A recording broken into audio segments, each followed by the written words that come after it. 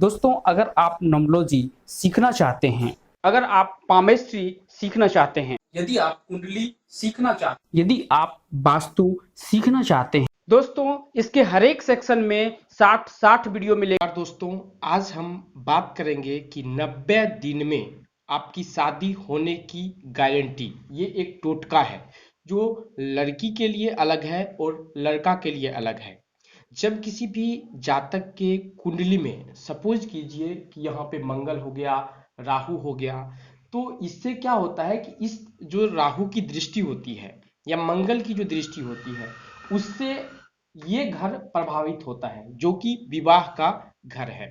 तो आदमी को विवाह में विलंब होता है, लेट होता है या विवाह नहीं हो पाता है। तो इसके लिए ये टोटका है और ये अच्छे तरह से आप कॉपी कलम पे लिख ले और वो कैसे करना है, लेकिन ये एक आश्चर्यचकित रिजल्ट इसका आता है। इस रिजल्ट के बारे में आप सोच नहीं सकते हो और ये 90 दिन में ही रिजल्ट देता है। अगर आपकी कुंडली में इस घर को बृहस्पति देख रहा हो तब कोई फर्क नहीं पड़ता है, तब आप नहीं भी करेंगे तो चलेगा।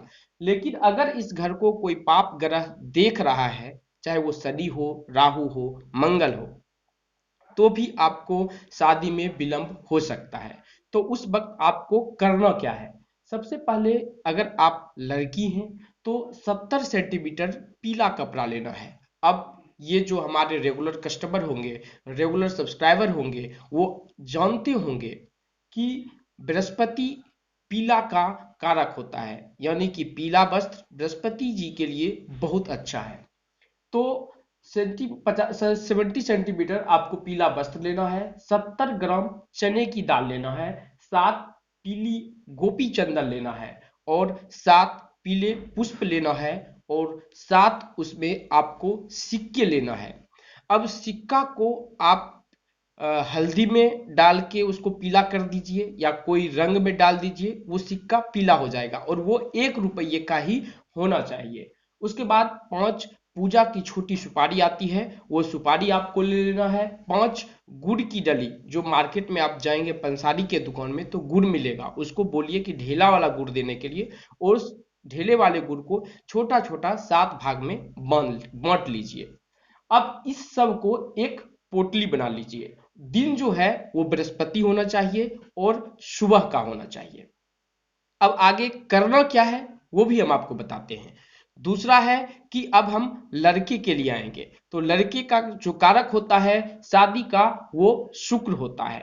तो इनका सबसे पहले दिन जो है वो शुक्रवार होना चाहिए और उनको भी 70 सेंटीमीटर, क्योंकि शुक्र का जो प्रतीक होता है, यानी कि शुक्र की अगर आप पूजा करते हैं तो उसके लिए उजला कपड़ा की बहुत जरूरत पड़ता है।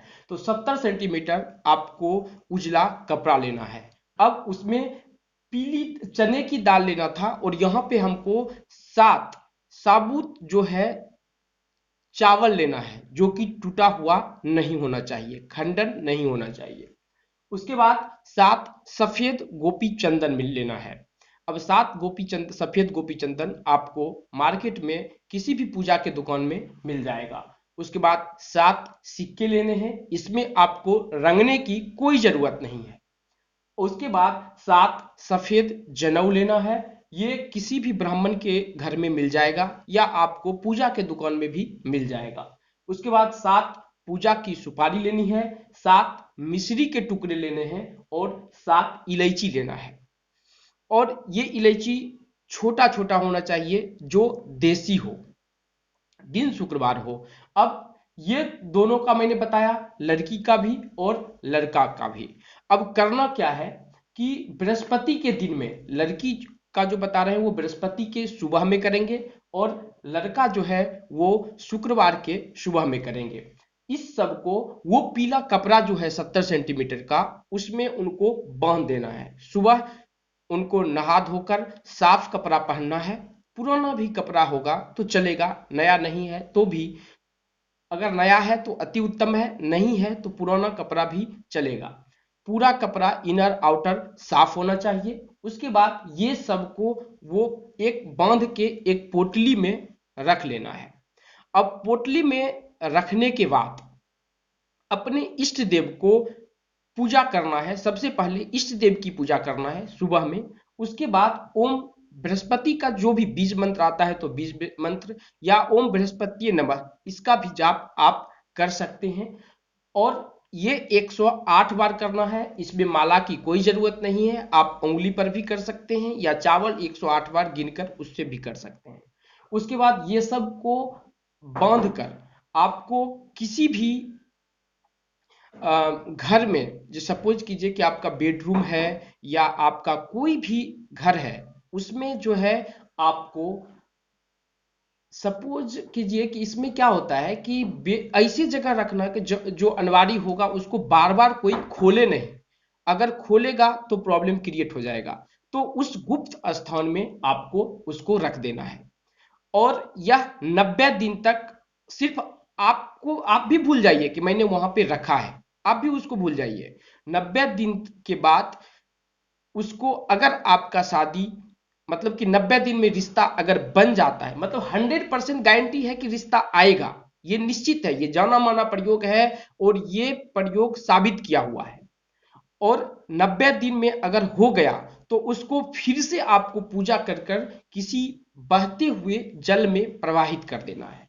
उसी प्रकार इस प्रोसेस में लड़का भी वही करेंगे। अब यहाँ पे एक सवाल आएगा कि इष्ट देव की पता कैसे चले। तो सबसे पहले जैसे कि मेष लग्न की अगर किसी की कुंडली होगी तो 5 नंबर ये जो है आपके इष्ट देव है। 5 नंबर कौन सा ग्रह राशि होता है? तो राशि होता है सिंह। इसके मालिक कौन होते हैं? तो सूर्य। इस जातक के जो आदमी होंगे, इस जातक के जो भी आदमी होंगे इस राशि की, वो उनके जो इष्ट देव होंगे वो सूर्य देव होंगे। तो आप अपने कुंडली में देख लीजिए कि यहाँ पे कौन सा नंबर लिखा हुआ है। जो हमारे सब्सक्राइबर हैं उनको पता है, सीरियल वाइज हम उनको बताए हुए हैं। मेरे कुंडली चैनल पर भी पड़ा हुआ है किस राशि के कौन से मालिक होते हैं, वहां से इष्ट देव की पता लगाकर। और ये 100% शादी होने में आपको मदद कर सकेगा, इसे कोई रोक नहीं सकता है अगर आपने ये उपाय किया। सपोज कीजिए कि अगर आपने अलमारी में रखा और कोई आदमी देख भी लिया तो भी उनको अलमारी में ही बोलिए रखने के लिए, उनको निकालने की जरूरत नहीं है।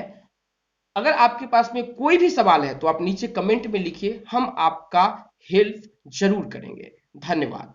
क्या आप कर्म करके थक चुके हैं या बुरी से बुरी समस्या में फंसे हुए हैं? जिंदगी की हर समस्या के समाधान के लिए हमारे पंडित जी आपके साथ हैं। अगर आपको अपनी कुंडली, हैंड एनालिसिस या वास्तु की कोई भी समस्या है तो आप कॉल कर सकते हैं। आपसे ली गई राशि हम गरीबों की मदद के लिए आपके सामने लगाते हैं, जो कि चैनल में आपको मिल जाएगा। धन्यवाद।